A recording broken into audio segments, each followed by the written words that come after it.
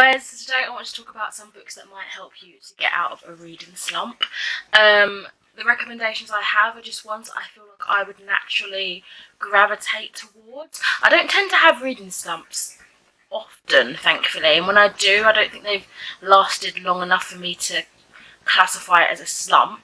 But here's the books that I feel like could probably really help me out if that ever was the case. So I have a short book, which is also a middle grade book. When I first read it, I can't remember if I read it in one sitting or two, like short sittings, but it's definitely one that you can devour all at once. And this is Pet by Howdee-haie. There's recently been another one come out called Bitter, and it's set in the same world, so you can have two to read back to back if that's for you.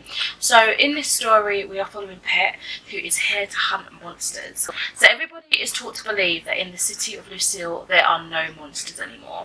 Jam and her best friend Redemption have grown up with this lesson for the entirety of their lives, but when Jam meets Pet, she begins to question what she's been told. Pet has come to hunt the evil lurker in Redemption's house, but how do you save the world from monsters if no one admits that they exist?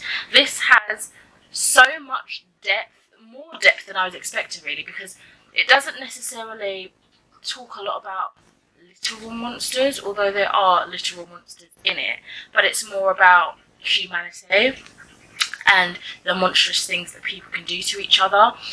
It's also kind of magical realism, so that it's got that element, that whimsical vibe that you can really kind of throw yourself into and kind of just forget that you're reading, which is how I felt when I read this one. We've also got some great representation in here. We have a black main character. She is trans and she's also selective mute, so it's a lot of representation in here that I think is really awesome to kind of experience and see firsthand. And yeah, it's definitely one that I can imagine really helping you get out of a slump. And as I say, they have another book set in this world now as well. Keeping with the middle grade theme, a series that just really immerses you into it, sucks you out of that slump, I would feel, are the Pinch of Magic books by Michelle Harrison. So currently there are 3 books out. So we have A Pinch of Magic, we have A Sprinkle of Sorcery, and we have A Tangle of Spells. I'm not too sure how big this series is intended to be, but I'm sure there's at least one more book coming out. I don't think it's just left at a trilogy.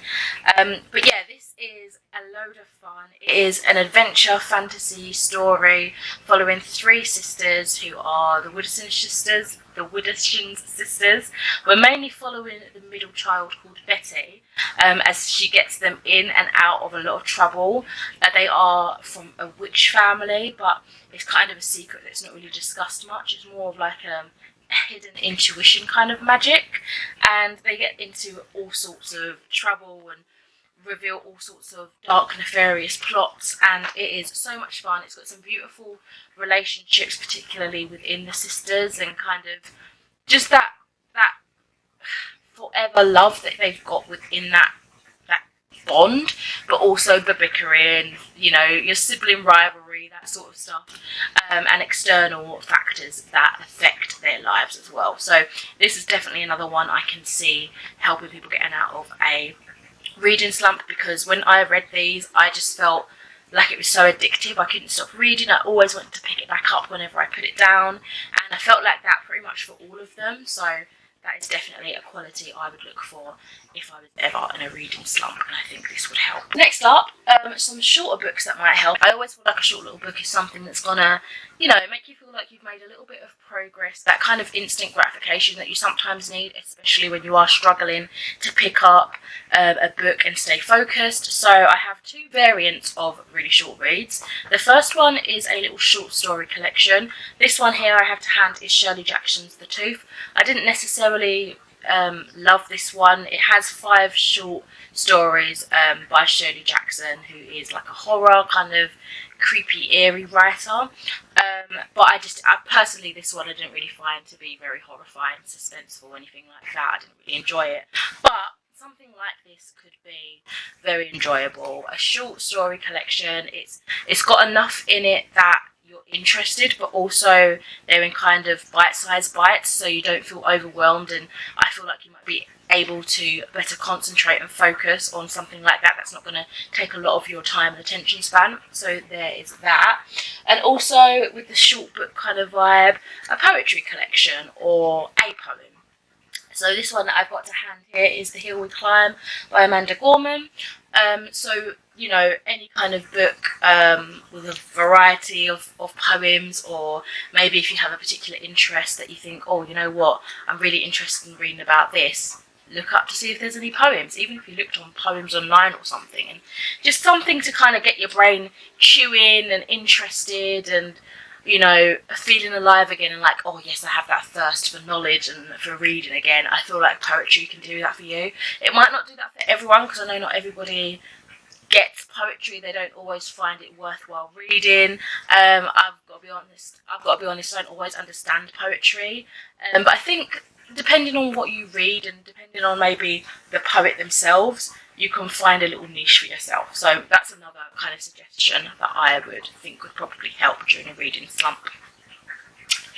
Up next, we have a stack of graphic novels. So this could be like graphic novels, picture books, comics, manga, anything like that to kind of get you interested in a story. I feel like things with lots of illustrations in there, lots to look at on the page rather than actual text really helps.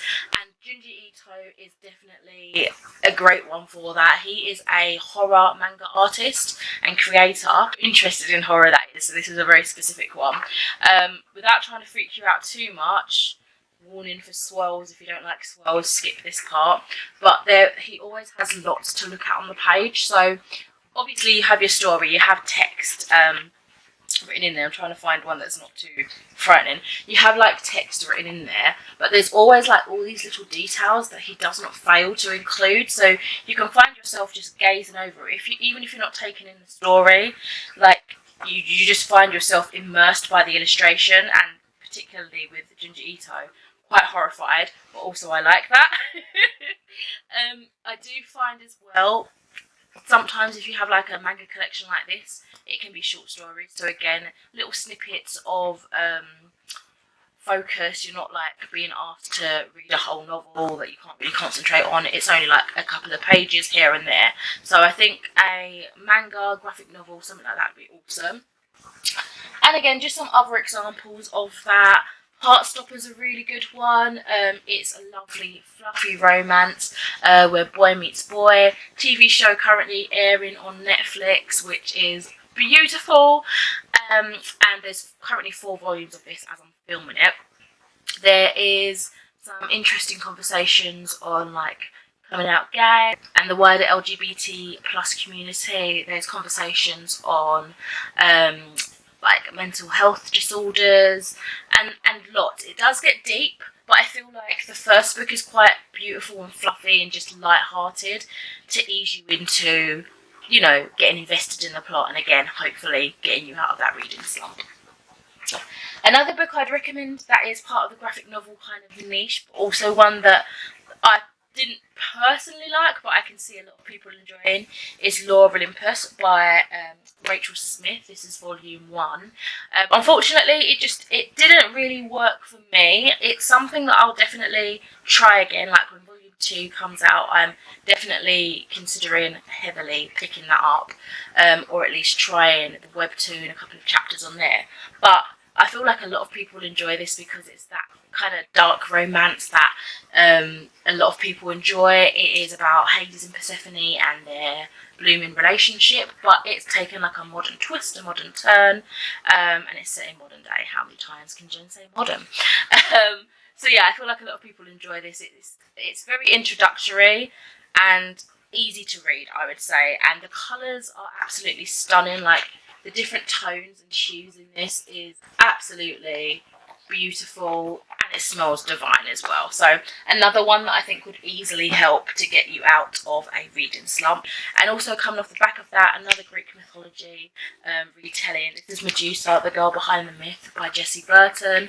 This one has a bit more meat to it, I find, in comparison to Olympus. I feel like you really get invested in the character of Medusa, and feel for her. Like, this one had me like nearly in tears, if not a little tear dribbling out.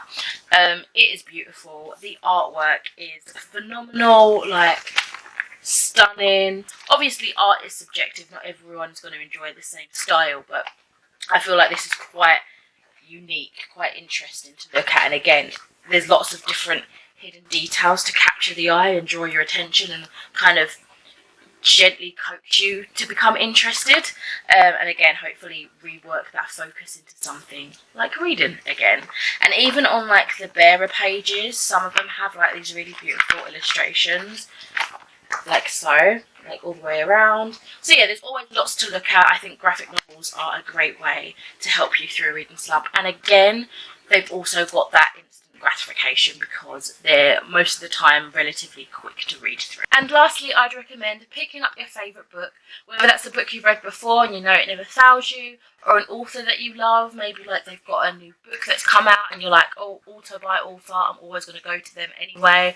I pretty much love everything they write. So I have two of those here to share with you. So Garth Nix is definitely an auto by author for me. So I'm not really big on as a rereader, but if I was, I would definitely reread this series, the Old Kingdom series, which actually I have technically.